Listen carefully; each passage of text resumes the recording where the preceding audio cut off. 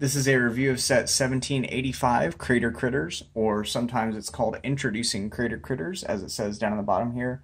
Although I definitely think the introducing is just a tagline and not the name of the set, but whatever you say, Bricklink. Anyways, this is one of the oldest sets that I've unboxed, released in the year 1995. It originally retailed for $10, and according to the box right here, is 143 pieces. As far as I know, this is not tied directly to any specific space sub-theme from the 90s, even though they had like 15 going on at the time or something crazy.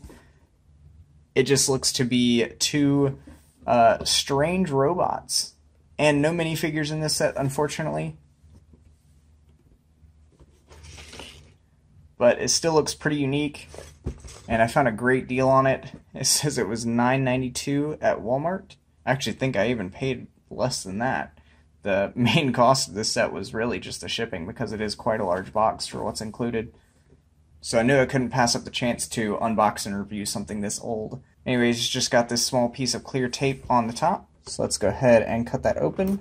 Hopefully this is actually sealed. You never really know until you get in there, so... And it looks like we are in luck. Got sealed bag there, another sealed bag. Oh wow, bunch of little pamphlets. So let's check it all out. We've got a pretty large perforated bag of pieces here, and then a small perforated bag.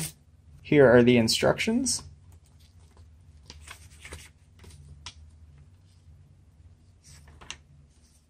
And this is cool. I love this kind of stuff. They've just got some really small sets on here.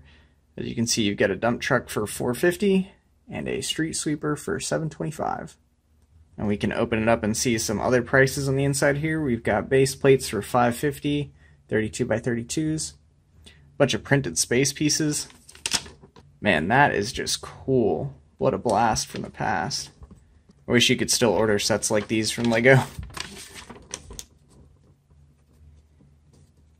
Even got some cool castle accessories up there. I see Wolfpack and Black Knights and Dragon Knights and just a bunch of cool helmets and other fun stuff. And even a Pirates pieces pack. And more space pieces. Oh man, this might be the best thing in this box. A 1995 medium US catalog. Don't worry everybody, I have never even seen one of these, so we will definitely take our time to go through it. On the front here, we can see some islanders, some space, what looks to be a Paradisa girl, which, love Paradisa, a Spurious Robot, or Spurious, however you say it. We've got our Royal Knights King, some Aqua Zone in the background here, and then of course a dragon, the iconic Dragon Masters piece. So here we've got some Aquanauts. And I love that big base. I definitely want to get it and review it someday. It's got two raised base plates, and it's one of my favorite raised base plate molds. Probably my second favorite, I would say. And then, of course, their nemesis, the Aqua Sharks. Ooh, here's the good stuff. I have really been getting into Classic Castle lately, and I have bought way too many sets, and I definitely hope to review them soon. I know I've got the King's Carriage here. I actually just gave this King's Castle to my brother because that was one of his favorites growing up.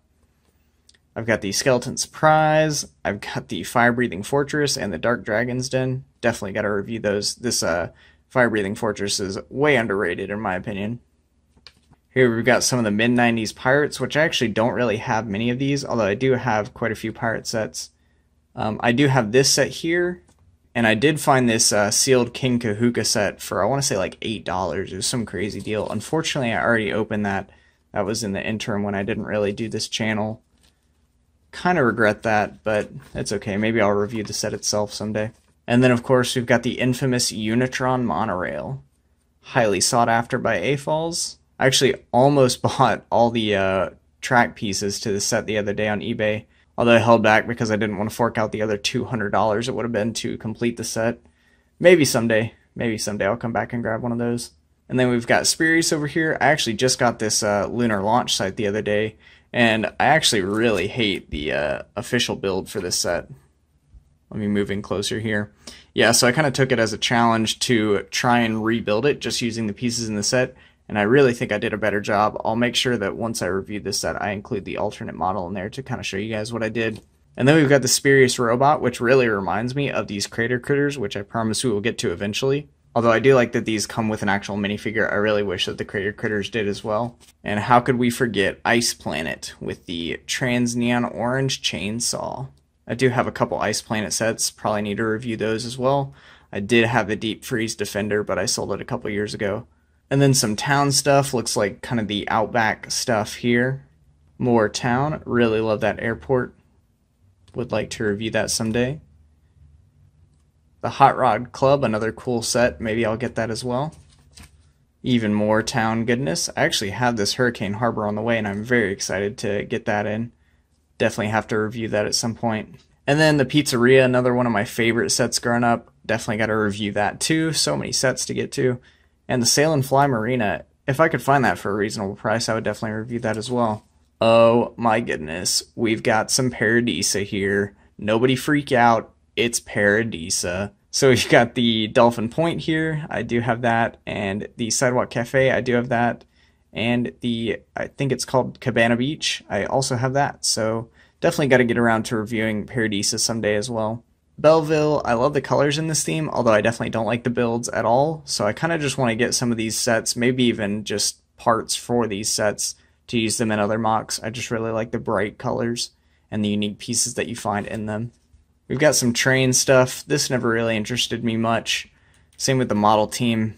Kinda eh. I'm sure it was good for its time though. And Technic.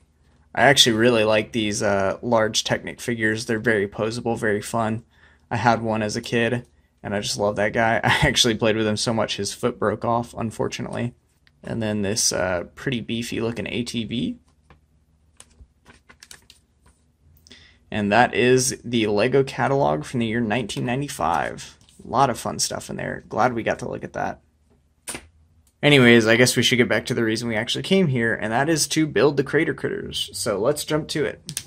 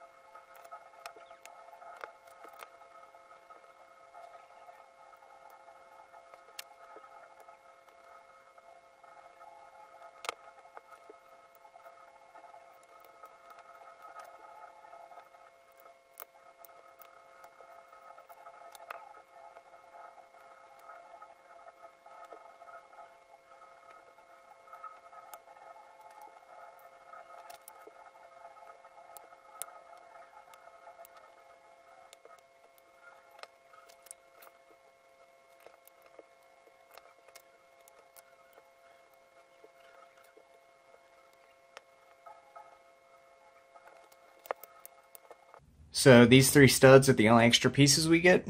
And this is the completed set, and I gotta say, I have no idea what they were thinking when they designed this. These are some really strange looking robots, especially this red and black one over here. Like, I don't know what is going on here. Are these like ears? It looks like some sort of deformed dog or something like that. I don't really have much good to say about these guys. I mean, they are posable. They do have some interesting pieces on them. But I gotta say, more interesting than the builds themselves, because they're pretty ugly, is the potential with these specialty space pieces. I would really like to see what I could come up with as far as like 90s space vehicles, either land or air, using any of these pieces here.